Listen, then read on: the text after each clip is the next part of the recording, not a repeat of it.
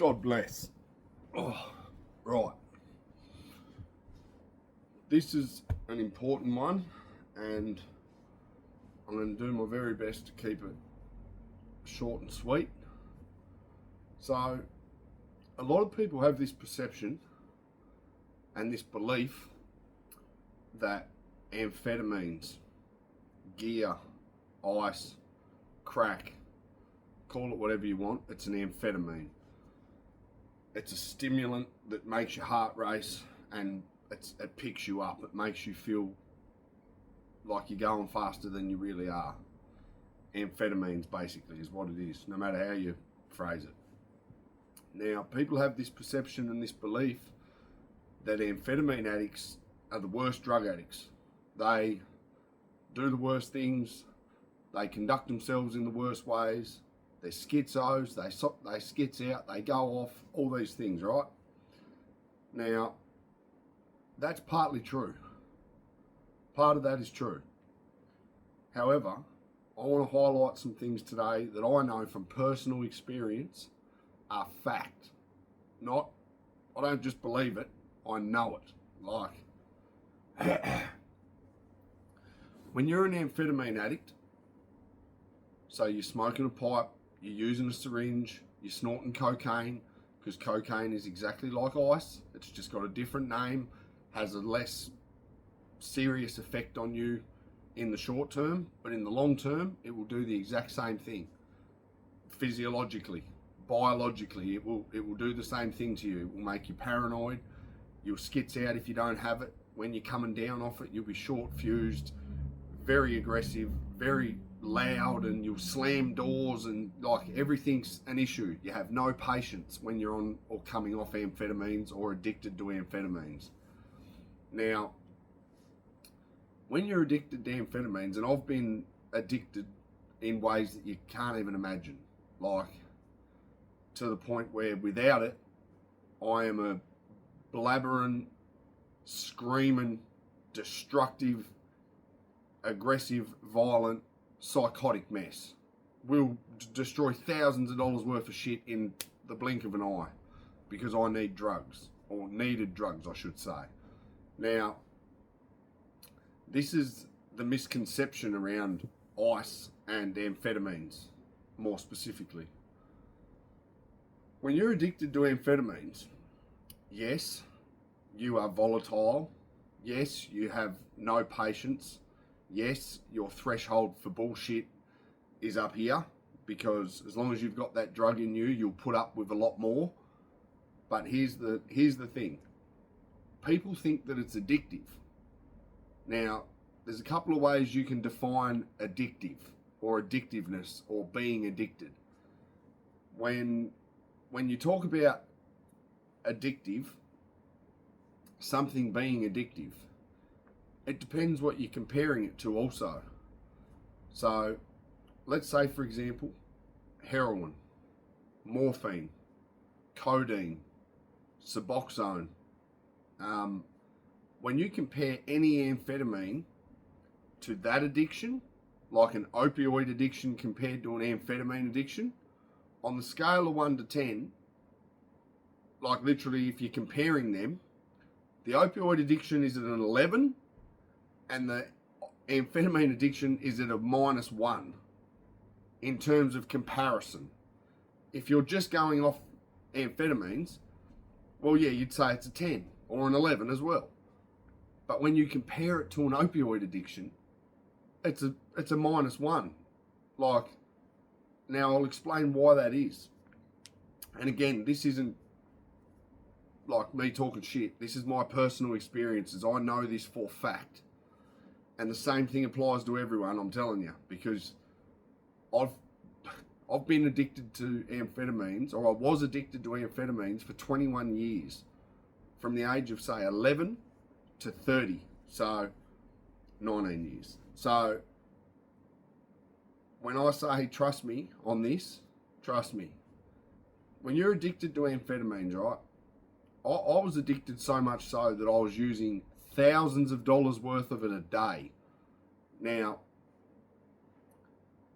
I've also outlined this in other parts of my life, but not on camera.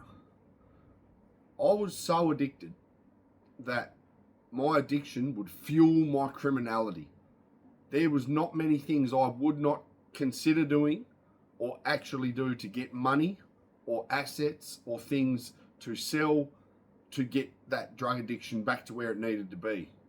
Just like an alcoholic, just like someone that smokes cigarettes, just like someone that uses heroin, when it comes to doing what you have to get your addiction in check, like say you're not having withdrawals, you're not hating life, you're not, feeling like shit because you need that substance.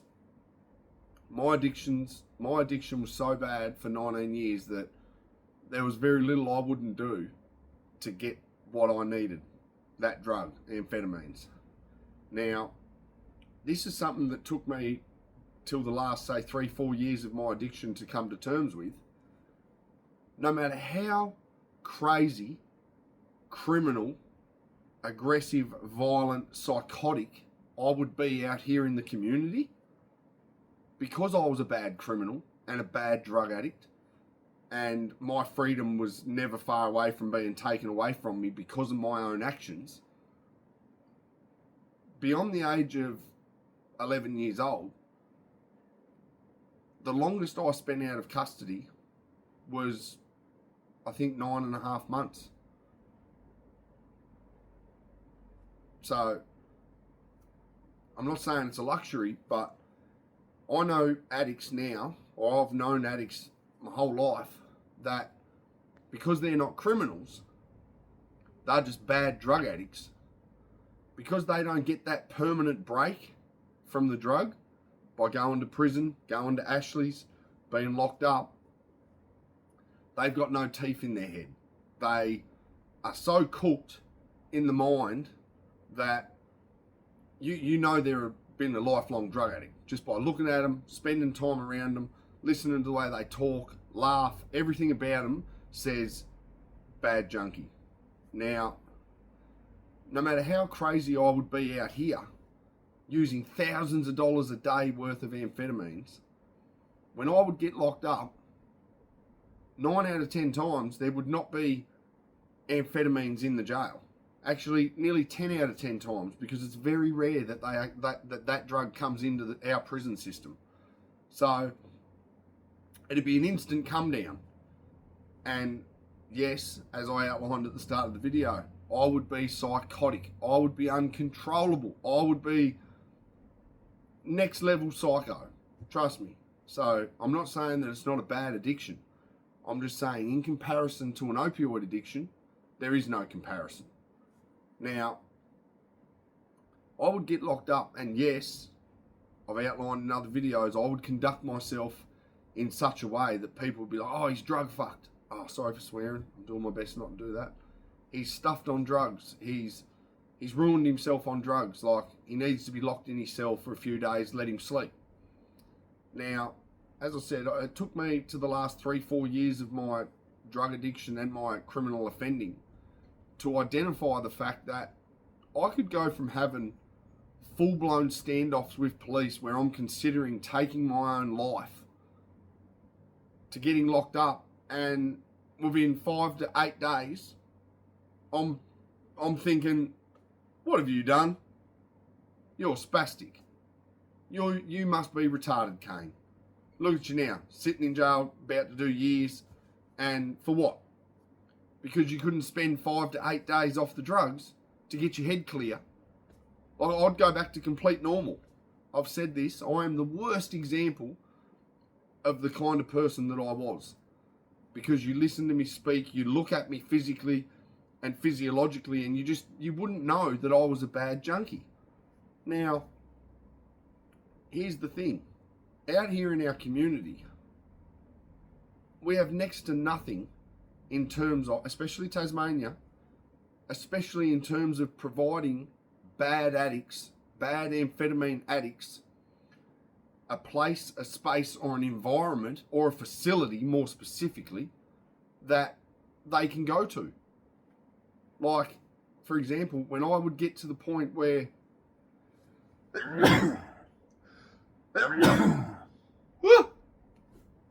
bless me, where I would get to the point where I was so unstable, I was so ruined by my drug use that I had to be locked up. Like, there was no two ways about that. I'm not suggesting that I didn't need to be locked up and isolated in a confined, controlled,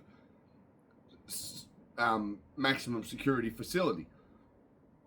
But we have nowhere outside of Ward 1E, which is the psychiatric unit at the at the Launceston General Hospital, or prison. They are the only two options for people that are psychotic, aggressive, violent, and especially if they have a dual diagnosis, like they're not just drug addicts, they're criminals, they have mental health issues, they have other things going on, they're not just an amphetamine addict. Now, as I explained at the start of the video, in comparison to an opioid addict, me, myself, and I see this I've seen it for years with other people, they can come into the point where you don't recognise them physically. They're all sucked in the face, their eyes are black, they just look crazy and ruined on drugs. But within 5 to 8 days of sleeping normally, well, when I say normally, I would come in and sometimes sleep for 2.5, 3 days straight. Yeah, I'd be eating, but as soon as I'd eat and go to the toilet and have a shower, boom. As soon as I'd sit back down, I'd lay down and go back to sleep. That's what happens when you're an amphetamine addict and you've ran your body into the ground for weeks, months, some people years, and then you finally get ripped off that drug by getting locked up. Your body obviously goes into instant withdrawals and you need all the things that you weren't having properly in normal dosages. Sleep, fluids, food, rest. Now, this is the thing. If I can acknowledge, and I hope you can acknowledge, because like I said, this is from personal experience. I was one of the worst amphetamine addicts you'd come across in terms of the severity of my offending, the severity of my drug use, what the drug use actually did to me as a person, as an individual. It changed me. Like, it turned me into the devil. That was the easiest way to put it. Well, not the devil, but it made me a bad person. And if I can acknowledge that within 5 to 8 days of being removed from that substance, being locked up, that I would go back to normal. I'm not saying that applies to everyone, because some people, the drugs don't do them any favours. They already have underlying mental health issues. Not saying I didn't, I've outlined I did, but I was blessed to have not been scarred for life, mentally, psychologically, verbally, physically, by my drug use. Thankfully. But there are people I know who have done half the amount of drugs I've done, have used drugs half the time I use them, and yet they'll never mentally or psychologically be the same again. They are cooked. Like, essentially, they don't speak the same anymore. They don't think the same. They're not the same person anymore because of their drug use. So I'm not saying that is across the board, everyone will just come right after 5 to 8 days. But 99.9% of amphetamine addicts, if you get them and remove them from that drug, in less than 2 weeks, they will be back to the person they were before they got heavily addicted to it. Just less than 2 weeks. In my experience, 5 to 8 days maximum, and you're back to exactly how you felt before you were taking it again. Now, if we can acknowledge that that is the case, why is it that we have nowhere in this state other than a psych ward, which, trust me, criminals and bad drug addicts will not agree to go to a psych ward. Unless they're forced to go there, they will not agree to go there. Because 1, they're not crazy. 2, they don't need to be put in a mental institution. They have drug addictions. 3, it's just not something that you're going to convince anyone to do in the interest of their better self. It just won't happen. Now, how is it that something so simple, 5 to 8 days clean off of that substance, and every drug addict in our city, in our state, will go back to being normal mentally?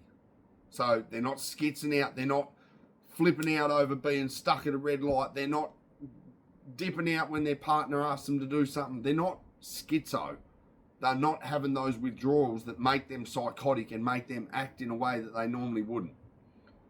How is it that we don't have a space, an environment, a facility that caters for that? I don't get it. And people are going to get on here and say they're going to wheel off other facilities around the state. I can tell you right now from personal experience, if you're a dual diagnosis patient, you have gambling issues, you have drug issues, you're a criminal, and you're also a physical threat, like you have crimes of violence, guess what? There's nowhere in this country, let alone our state, that will accept you. And I'm not talking shit. I know this from personal experience. I was released on a 2-year drug treatment order through the Supreme Court. The very top condition was that I seek out a residential rehabilitation facility, even though I'd just been released from custody and I didn't have a drug addiction. Well, I was prescribed Suboxone, which is an opioid. We'll get to that. So when I couldn't get into 36 or 37 residential rehabs and facilities nationwide, let alone here in Tasmania, because I was a dual diagnosis patient, I had multiple mental health issues that had been diagnosed, that I was medicated for and am still medicated for. I was a dual diagnosis drug addict, so opioids and amphetamines. I had previous serious gambling issues. I was a serious criminal. I had recidivism. I had institutionalised, you name it. Like all the things that sort of come with anyone that's a criminal and a drug addict, they're going to have all these things that I just wheeled off. So how is it that the only facilities that we have that cater for men and women in these categories, or that have these issues attached to their offending and their drug use, how is there nowhere in this country that will accept you? But yet we're building prisons left, right and centre in every state and territory, like new ones, to house more people, to house more drug addicts, to house more mentally unwell people because of the drugs that they use that exacerbate their underlying and overlapping conditions. I don't get it. I understand the legalities around like what I'm about to say, but when you're talking about data, statistics, what's going to work, what will have an impact, I don't see the issue. Like why they shouldn't just rush this through Parliament and make it a thing. Because at the end of the day, sometimes when you give people the light at the end of the tunnel, when you're able to take them out of that reality that they live in and give them another reality and show them that it was all in their head, because that's what happens with amphetamines. It's all in your head. Like you think all this crazy shit, you believe all these things about yourself when you're on that drug, amphetamines, or you're coming off it. Well, I shouldn't say coming off it, because most people don't come off it for years, decades, unless they are locked up in jail. So how is it that we don't have a facilities, one in the northwest, one in the south and one in the north, that is run not by correctional staff, not by mental health people or, you know, drug and rehab people or any of these things? Because here's the thing. When you put a label on someone, like a worker, oh, I'm a correctional officer, oh, I'm a drug and alcohol person, oh, I'm a rehab specialist, the criminal, the drug addict, the gambling addict, the desperate lowlife, all these things, right? All these labels, they don't gel with the people that have got high-paying jobs, but yet they're being told they're there to look after you. I promise you, they just don't. They don't see it like that. And especially when they're withdrawing. All they want is more drugs and to rage. That's all they want. They just want to rage, express how they feel, and go to sleep. That's it. Either give them more drugs, get me more drugs, I'm going to go off, I'm going to scream, I'm going to smash shit, or I want food and I want a phone call and I'm going to go to sleep. That's it.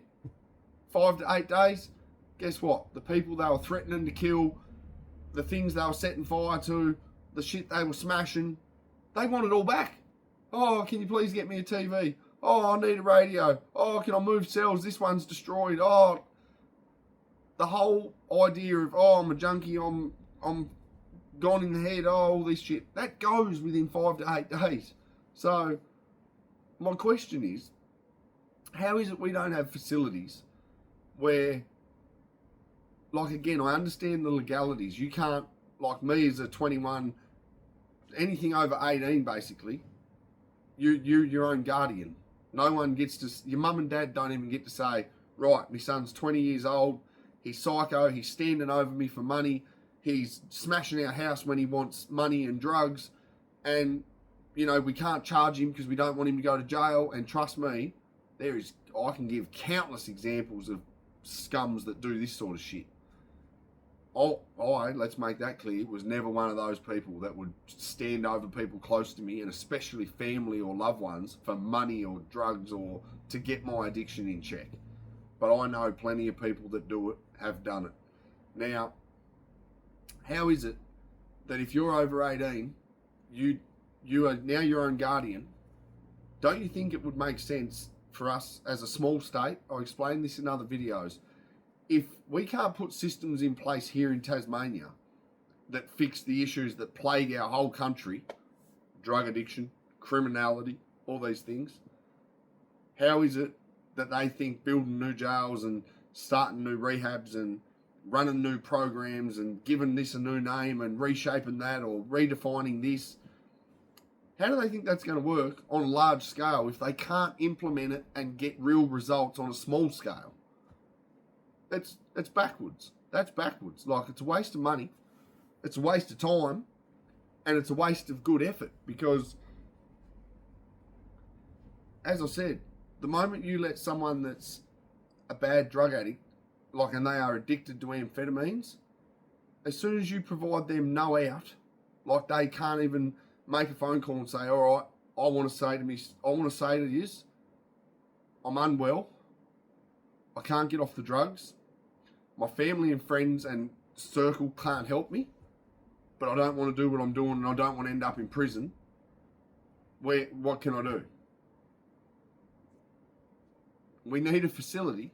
I'll tell you what we need to do. We need a facility where if you make that phone call and you tell them that you need help, they'll do more than help you. They'll lock you in there until you're clean and until you're thinking clearly, and let you start all over again. Because that's the quickest, easiest, cheapest, most fundamentally sound solution.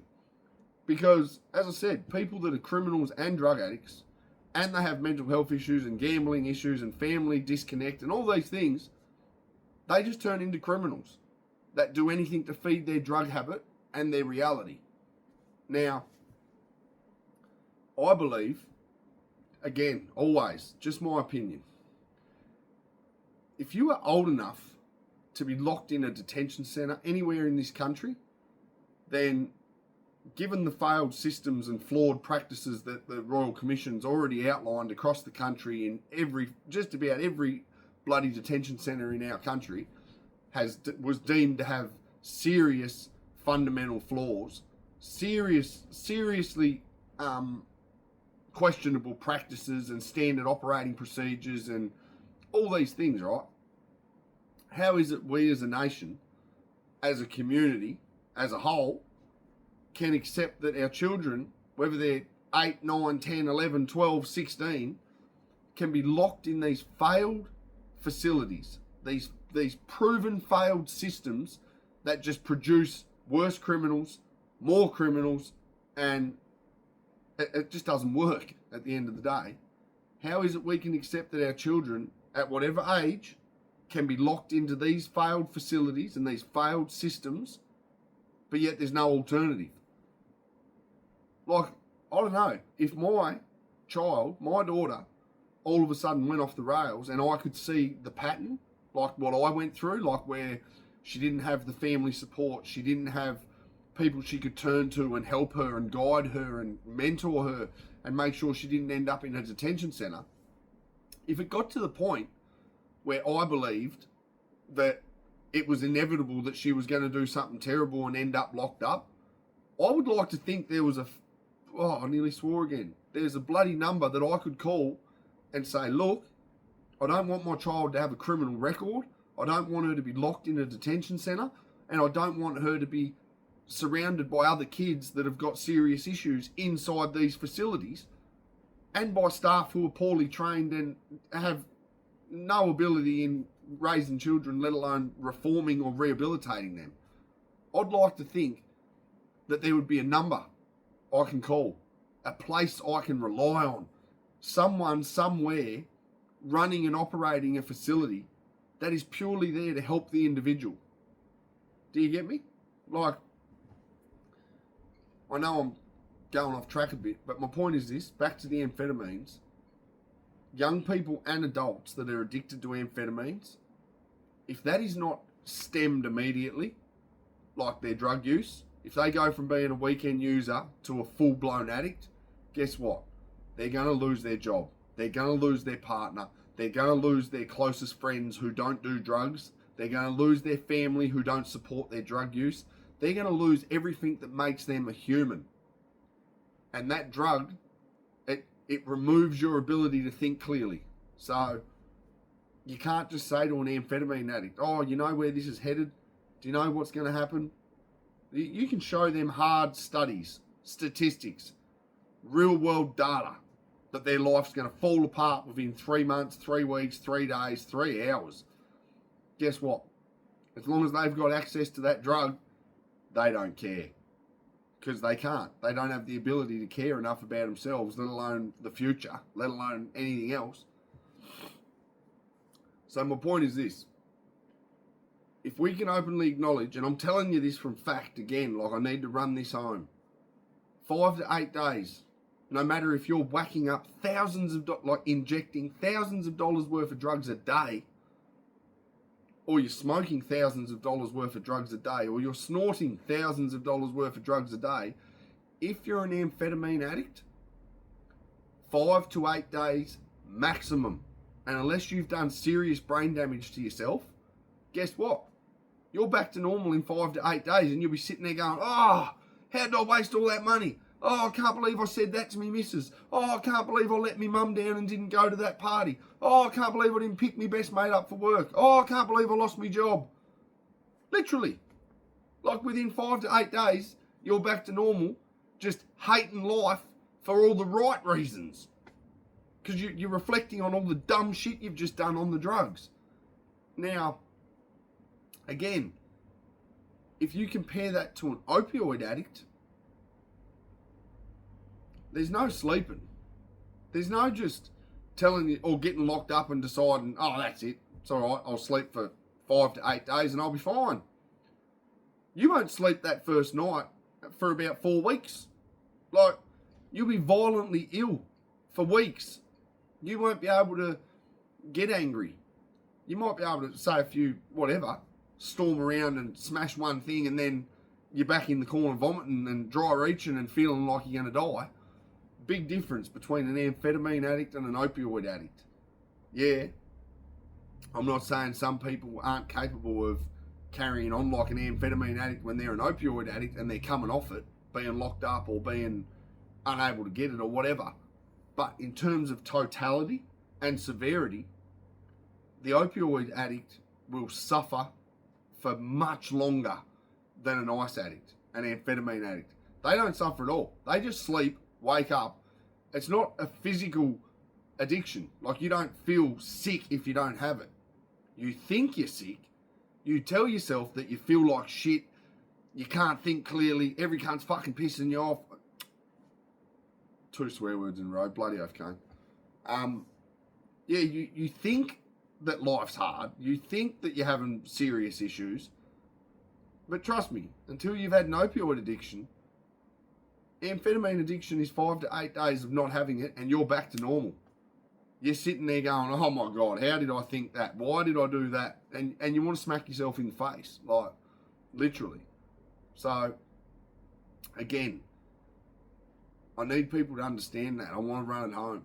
If you can just spend 5 to 8 days, 2 weeks, absolute maximum, without taking that substance, amphetamines, your life will change. Your thoughts will change. Your feelings will change. You will not be the same person you was when you were taking it. You will not do the same crazy, dumb, impatient, arrogant, criminal shit that you done when you were taking it. Because you think clearly. You have feelings. You actually reflect on what you're doing and you value things rather than your addiction, taking priority always. Now, I'm not going to go on about it because now that I've actually started talking about the facilities and, you know, things like that, I'm going to actually do videos just on that.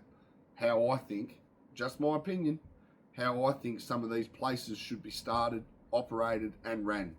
Because it's just getting beyond a joke. Like it is. Our country's getting beyond a joke. With everything that's happening, people dying over postcodes, children stabbing one another over not joining gangs. That's madness. And a lot of it comes back to drugs, I'm telling you. Because I've met some sick people, I've met some bad people, and predominantly, 99% of the time, most people aren't sadistic. They don't enjoy hurting people. They don't enjoy seeing people in pain or beg for their lives or beg for you to stop. That's someone that's sick in the head. They're sadistic. All this gang violence and youth crime violence and all this sort of stuff, it's drug fueled. 99% of it is drug fueled. Some of it is personal, you know, like it's personal. They don't need drugs to make it personal. But in terms of totality, that's it. It's drug fueled. Most of this shit is drug fueled. Now, again, if we can acknowledge that 5 to 8 days straight off it is going to change your life, how is it that there's no way to provide that for any of them? Not one. Not one amphetamine addict that presents as a gambler, a drug addict, and someone with mental health has anywhere in this country to go. Not a single facility will take you. And that to me is ridiculous. That's pathetic.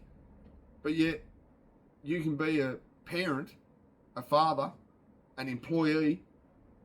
It doesn't matter what you are. The moment you're a drug addict and a criminal, guess what? They've got somewhere to take you. Jail. A detention centre. Like it's backwards. Like, especially when, as I keep saying, when you know that you can remove this person from their environment 5 to 8 days straight, where they're in a secure environment, they can't just up and leave, and even if they do go off and smash shit and say they don't want to be there, that's fine. That'll go away in 5 to 8 days. Like, we have so many flawed systems in place at the moment. We have so many failed facilities that have been proven to just produce and make worse criminals, worse youth offenders. I don't get it. I don't see what's the hold up. Because, as I said, when you can acknowledge, don't knock it over, don't knock, when you can acknowledge that within 5 to 8 days, these drug users, psychos, criminals, you name it, it don't matter. When it's an amphetamine addiction, they're back to normal in 5 to 8 days. Like, you can reason with them, you can talk to them. They'll tell you they want to see their missus, their kids, their family, their parents. They want to eat real food. They want to sleep in their bed. And I acknowledge that most people's experiences with amphetamine addicts, that is not what they're saying. That is not how they're conducting themselves. And they have zero to no F's to give. But that's my point. That's why they end up in jail. That's why they end up with no one. That's why they end up becoming worse and worse versions of themselves. Because there's nothing in place to prevent it. You send someone to jail, trust me, they go in there with an amphetamine addiction, they come out with an opioid addiction. So, I don't know, it's not rocket science, but as I said, the main point of this video is to run that home. 5 to 8 days off amphetamines and you're back to normal. You're not scared for your life every moment of every day. You're not looking out every window that you can look out. You're not questioning the actions of everyone sitting in the same room as you. And you're not second guessing every thought you have. Like, that's a putrid, horrible, disgusting, hurtful, harmful way to live, I promise you. Because sooner or later it becomes a part of your DNA, your personality. Like, whether you're straight or not, you can't help but think certain ways. Trust me, I'm proof of that. And I'm not even affected by my drug use. That's the sad thing, is that, as I always say, I'm the worst example of a bad junkie, of a bad criminal. Because if you didn't know who I was, you wouldn't know what I was. It's that simple. So, yeah. I really hope this video helped, and I really look forward to seeing people have their 5 to 8 days out here in the community, in a facility that ain't a prison, in somewhere that doesn't then affect the rest of their life when they go for jobs, when they try to get with girlfriends, when they try to meet new people. Because having a criminal record is one thing. Being known as a criminal is a whole nother thing. Being known as a junkie is a whole nother thing. When there's nothing to mitigate your crime, your criminality, and your drug use, other than you being straight and saying that you've changed, I'm telling you, that ain't enough. Trust me. So, let's get it.